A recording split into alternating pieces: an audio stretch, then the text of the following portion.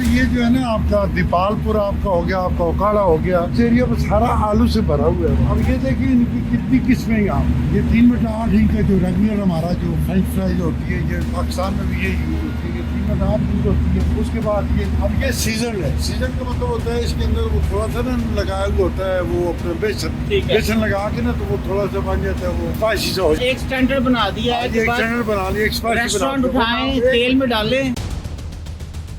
ये वो स्पाइसी है, इसके ऊपर इन्होंने थोड़ा थोड़ा लगाया हुआ अपना वो क्या उसे कहते हैं, बेसन लगा हुआ है। इसकी कीमत आप डबल है। वाह जी वाह। रेगुलर फ्रेंच फ्राइज है, इसकी कीमत डबल है। और इसके साथ क्या आते हैं कर्ली फ्राइज, ठीक है जी। वो कर्ली फ्राइज उनकी कीमत ट्रिपल है। अब मशीन है वो काटते हैं आलू, उसके बाद इसकी ब्रांड देखते हैं। ये स्टेक कट, स्टेक कट, ठीक है जी। ये आप वेज टाइप बना, ये वेज बने हुए हैं। ये स्किन ऑन है, ठीक हो गया जी, इसके ऊपर जो है ना वो छिलका लगा हुआ, ठीक हो गया। ठीक है जनाब। ये सारे इसके नाम है। इसके बाद ये आपका आ गया ये कोटेड आलू है, 3 बटा 8 वही आलू है जो हमारे पाकिस्तान में यूज होते हैं फ्रेंच फ्राइज के। ये वही साइज जो है वो कटा हुआ है। अब हमने अपने रेस्टोरेंट के लिए लेना है, ये 1 बटा 2 ये, ठीक है जी, ठीक है जी। ये भी बड़ा आलू, ये भी वेजेस है बेसिकली। वाह जी वाह। एक आलू के 6 पीस होते हैं ये।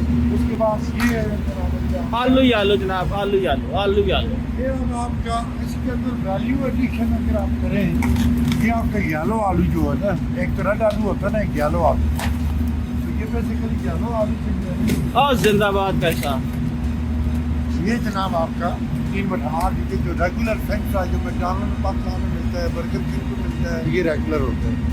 तो और ये हम इतना एक्सपोर्ट कर सकते हैं आपका, ये हॉलैंड से बेसिकली, ये हॉलैंड और यूएस की प्रोडक्ट है। सिर्फ 2 मुल्क जो हैं ये पूरी दुनिया को फ्रेंच फ्राइज जो है ना वो उसको उनको बेचते हैं यहाँ पे लोकली भी और एक्सपोर्ट भी होते हैं। वाह जी वाह।